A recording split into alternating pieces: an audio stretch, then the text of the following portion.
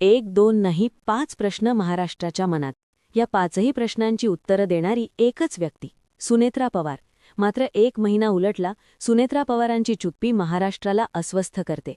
सुनेत्रा पवारांची चुप्पी महाराष्ट्रातील राजकारणाला अस्वस्थ करते आणि सुनेत्रा पवारांची चुप्पी सुनेत्रा पवारांवरतीच बरेचसे प्रश्न उपस्थित करते.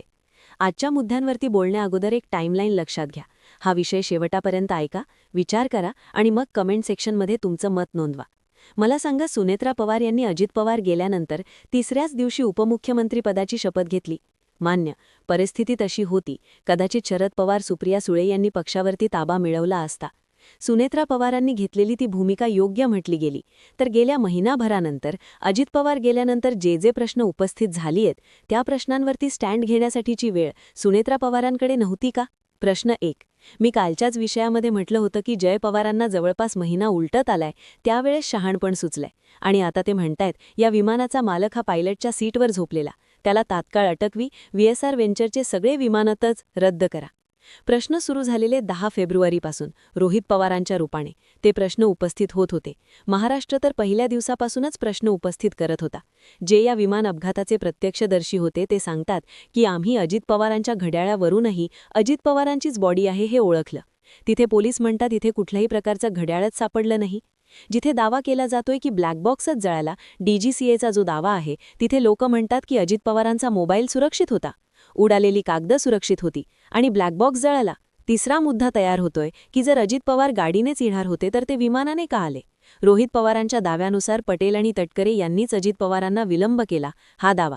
याच्या मागची कारणं समजून घेण्यासाठी सुनेत्रा पवार काय प्रयत्न करतायत?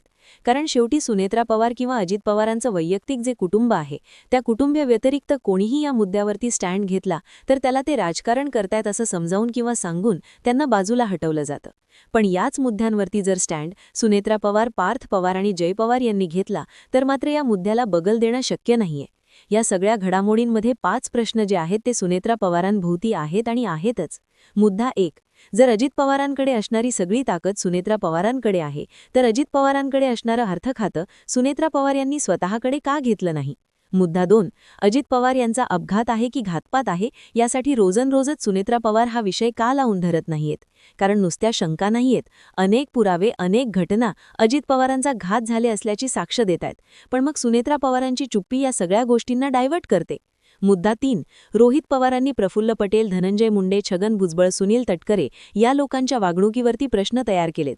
पटेलांनी यांनी खांद्यावर ठेवलेला तो हात असू द्यात किंवा मग धनंजय मुंडेंनी हाताला धरून पुढे टेका देणं असू द्यात, या सगळ्या गोष्टी सांगतायत की उपमुख्यमंत्री म्हणून सुनेत्रा पवारांना काही मर्यादा लागू आहेत. तसंच एका स्त्रीसोबत, महिलेसोबत वागताना या नेत्या मंडळींना सुद्धा काही ना काही मर्यादा लागू आहेत. सुनेत्रा पवार याबाबत स्ट्रिक्ट का नाहीत? मुद्दा 4.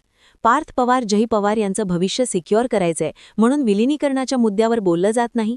सुनेत्रा पवारांना सुद्धा पवार आणि सुप्रिया सुळेपासून पक्ष राष्ट्रवादी काँग्रेस पक्ष बाजूला राहावा असं वाटतोय म्हणून विलिनीकरणाच्या मुद्द्यावरती सुनेत्रा पवार बोलत नाहीये की विलिनीकरणाच्या मुद्द्यावर बोलायचंच नाही या अटीवरती सुनेत्रा पवारांच्या हातामध्ये अजित पवारांनी जो पक्ष शरद पवारांकडून घेतलेला होता तो पक्ष सुनेत्रा पवारांच्या ताब्यात दिला गेलाय का? आणि सगळ्यात महत्त्वाचा, शेवटचा 5वा महत्त्वाचा प्रश्न, सुनेत्रा पवार एकला चलोरेच्या भूमिकेत कधीपर्यंत राहणार? पटेल, तटकरे, भुजबळ, मुंडे या लोकांनी जो घेरा त्यांच्या भोवती घातलाय आणि आमदार सरोज अहिर यांच्या स्टेटमेंटला जर काही प्रमाणावरती गृहीत धरायचं जर ठरलं तर याच लोकांनी कधी आमदारांना अजित पवारांपर्यंतही पोचू दिलं नाही आणि हेच आमदार आता सुनेत्रा पवारांपर्यंतही पोचू देणार नाहीत का? सुनेत्रा पवारांना राजकारण खूप चांगलं कळते. सुनेत्रा पवारांच्या 1 महिन्याभरापासूनच्या हालचाली बघितल्या तर जिथे आपल्याला बोलायचंच नाहीये, जिथे पत्रकारांचे किचकट प्रश्न येतील तिथे ते हात जोडून डोळे खाली टाकून बसतात.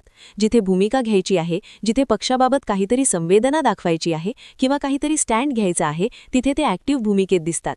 मग हा चहा पाण्याचा मुद्दाच घ्या. मीही म्हटलं होतं चहापाण्याचा कार्यक्रम किंवा चहापाण्याचा कार्यक्रम त्या दिवशीचा टाळताही येऊ शकत होता. तो टाळला गेलेला नाहीये. म्हणून जे काही राजकीय घडामोडी घडतायत या सगळ्या घडामोडींचा सिक्वेन्स सुनेत्रा पवारांपाशी जाऊन बसतोय. कारण आता सुनेत्रा पवार या फक्त अजित पवारांच्या पत्नी नाहीयेत तर त्या महाराष्ट्राच्या उपमुख्यमंत्री आहेत. त्या अजित पवारांनी जो पक्ष शरद पवारांकडून घेतलेला होता त्या पक्षाच्या अध्यक्ष आहेत. त्यामुळे एक राजकारणी महिला म्हणून, व्यक्ती म्हणून काही जबाबदाऱ्या त्यांच्याही बनतायत.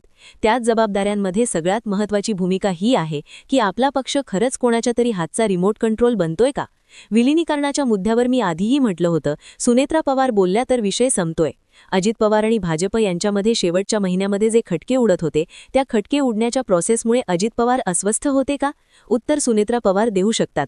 जर सगळ्या भूमिकांमध्ये, अजित पवारांच्या अनेक निर्णयांमध्ये जर सुनेत्रा पवार इन्व्हॉल्व्ह होत्या तर सुनेत्रा पवार बरीचशी कोड सुरू शकतात, बरीचशा गणितांची उत्तरं देऊ शकतात आणि महाराष्ट्रासमोर पडलेल्या प्रश्नांनाही उत्तरं देऊ शकतात. पण जे एकामागून एक प्रश्न तयार होतायत की सुनेत्रा पवार गप्प का? पटेल तटकरे यांचा इतका ॲक्टिव्हपणा का? मालक करते धरते पटेल तटकरे भुजबळ मुंडे यांसारखी लोकच का वाटतायत? सुनेत्रा पवारांच्या बिहाफमध्येच प्रफुल्ल पटेल इतकी डिसिजन का घेतायत? जय पवारांना कुठे बसायचं, पार्थ पवारांना कधी उठवायचं, इथपर्यंतचं कंट्रोल पटेलांकडे कसं आलंय? या सगळ्या गोष्टींवरती जर सुनेत्रा पवार स्टँड घेतायत तर हा खेळ संपतोय. पण मग अंदाज असा लावला जातोय की सुनेत्रा पवारांनाच हा खेळ सुरू ठेवायचा आहे का? 3 अर्थ. 1. सुनेत्रा पवारांना पक्षाचे अध्यक्ष, सुनेत्रा पवारांना उपमुख्यमंत्रीपद, सुनेत्रा पवारांकडे सर्वाधिकार दिले गेलेत. विलिनीकरणाच्या मुद्द्यावर बोलू नका, आम्ही म्हणतोय तसे चला. हा एक मुद्दा आहे का? पार्थ पवारांच्या जमीन खरेदी व्यवहार प्रकरणामध्ये पार्थ पवारांना क्लीन चिट मिळालेली आहे. पण जसं अजित पवार हयात असताना शेवटच्या महिन्यामध्ये चंद्रशेखर बावनकुळे यांनी पुण्यामध्ये म्हटलं होतं की तुमची सिंचन घोटाळ्याची फाईल अजूनही बंद झालेली नाही, त्याच पद्धतीने पार्थ पवारांना सुद्धा जमीन खरेदी व्यवहार प्रकरणामध्ये कधी अडकवायचं आणि कधी क्लीन चिट द्यायची या मुद्द्यावरती सुनेत्रा पवारांना गप्प केलंय का? दुसरा मुद्दा. आणि तिसरा अर्थ, सुनेत्रा पवारांना अजित पवारांच्या बिहाफमध्ये पक्ष, सत्ता आणि सत्तेचं केंद्रीकरण हवंय म्हणून ते सुद्धा शरद पवार, सुप्रिया सुळे किंवा त्यांच्या पक्षाला 4 हात लांब ठेवण्याच्या भूमिकेत का?